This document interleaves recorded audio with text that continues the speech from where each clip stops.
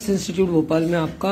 और आइए चलते हैं गाड़ी का स्पीडोमीटर। मैंने कहा था ई रिक्शा, इसके अलावा जितने भी आजकल इलेक्ट्रॉनिक गाड़ी आ रही हैं तो उसके पीसीबीज, मीटर, इन सबको रिपेयर करने से रिलेटेड हम लोगों ने, हमारे नए सर हमको ज्वाइन कर चुके हैं तो वो ये सारी चीजें कराते हैं, शिव कुमार सर। तो वो बैच चल रहा है। तो आइए मैं दिखाता हूँ। एक स्पीडोमीटर आया है और इसमें क्या प्रॉब्लम थी वो मैं बताऊंगा आपको।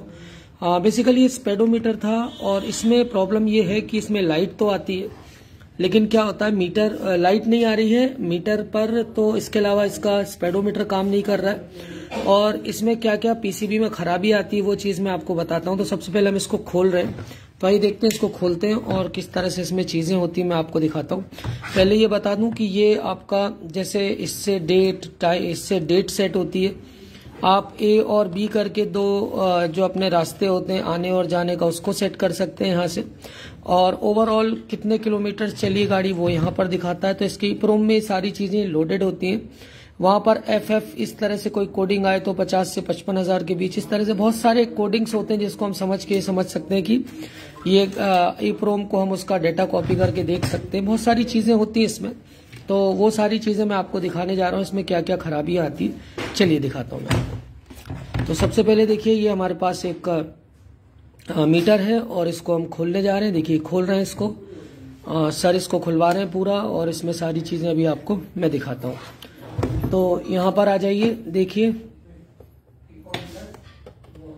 इसने ज्यादा पढ़ लिया है क्या?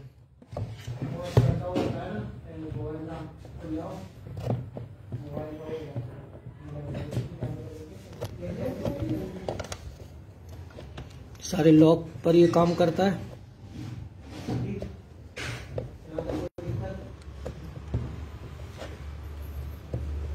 लगाना पड़ेगा सर, चिमटी लगा।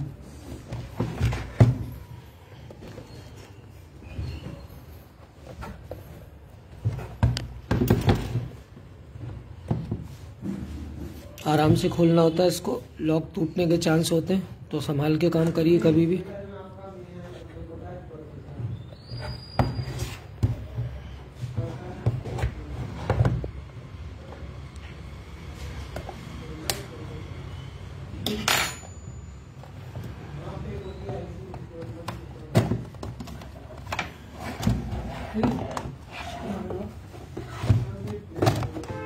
ये देखिए ये इसका ग्लास होता है, कभी भी गंदा हो जाए तो इसको आप खोल के साफ कर सकते हैं। बाकी इसका कंप्लीट वीडियो भी हमारे पास है, उसे आप परचेज कर सकते हैं। जो सर्किट पूरा किस तरह से काम करता है, इसमें स्कीमेटिक डायग्राम कैसे काम करता है, ये स्पीडोमीटर है इसका। तो इसको भी अभी हम खोलते हैं और सारी चीजें इसमें हम आपको और दिखाते हैं। तो इसको भी हमने, चलो खोलो।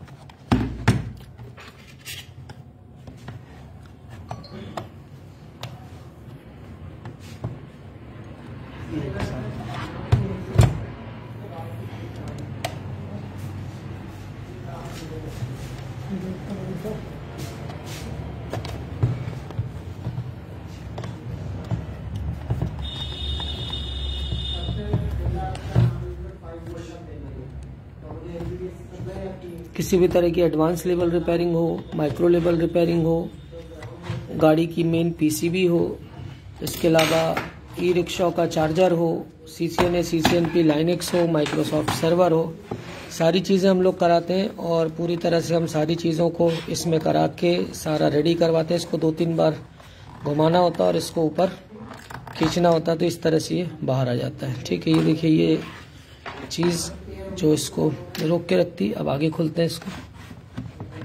मैं इसमें आपको सारी चीज़ें दिखाता हूँ कि किस तरह से खुलती हैं और कैसे ये काम होता है। इतना टाइम क्यों लगता है तुम लोगों को यार एक सड़ी हुई चीज़ खोलने में। ये देखिए इसका बैक है पूरा और ये इसका पीसीबी है। इसको भी अभी हम निकालते हैं। निकालो पीसीबी निकालो। इसमें मैं आपको सारी चीज़ें दिखाता हूँ। ये यहीं पे लगा होता है, ये देखिए ये इस तरह से इसके कनेक्टर्स होते हैं, तो इनको भी साफ कर लेना चाहिए, इसके कारण भी दिक्कत आती है। ये देखिए खुल गया ये, और ये पूरी पीसीबी है इसकी। इसमें आप देखेंगे तो ये चीज़ जो मैं बता रहा था वो स्पीड वगैरह सेट करने के लिए, यहाँ पर सबसे ज़्यादा इसमें डस्ट जमा होती है। तो ये जो पिंस हैं, इन पिंस को आप अच्छे तरीके से जब भी खोलिए साफ कर लीजिए। ये दिख रही होंगी आपको, बहुत नाजुक होती है, संभाल के निकालना और संभाल के इनको रखना है। इसके अलावा इसका पूरा सर्किट डायग्राम हमारे पास मौजूद होता है, स्कीमेटिक मौजूद होता है। ऑनलाइन या ऑफलाइन आप हमसे जुड़ सकते हैं। इसमें ये इसका EEPROM लगा हुआ है जिस पर सारा प्रोग्रामिंग होती है। ये इसका मेन प्रोसेसर कह लें या सारी चीज़ें कह लें, सब इसी पर सारी चीज़ें होती हैं। और ये सारे डायोड वगैरह लगे होते हैं, पूरा सर्किट काम करता है इसका। तो इसकी भी रिपेयरिंग करीब करीब 70 to 80% हो जाती है, कोई प्रॉब्लम नहीं होती है। और सबसे ज़्यादा प्रॉब्लम इसमें जो ये मेन IC है इसी के कारण होती है।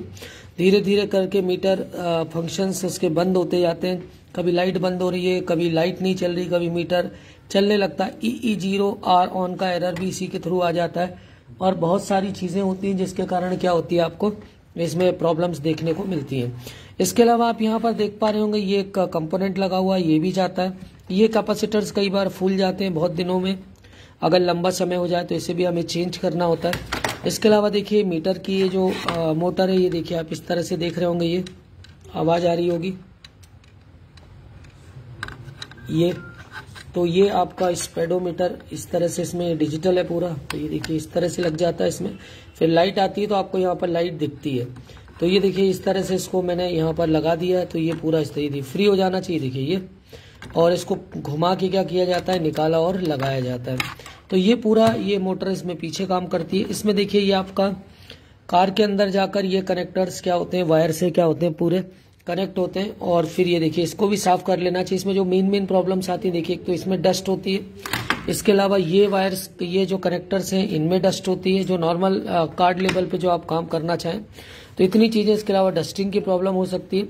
इसके अलावा ये जो स्विच लगा हुआ है, आप ये देख पा रहे होंगे, इसके नीचे एक स्विच है, ये आप प्रेस करेंगे तो एक आवाज़ भी महसूस करेंगे, ये खराब हो जाता है।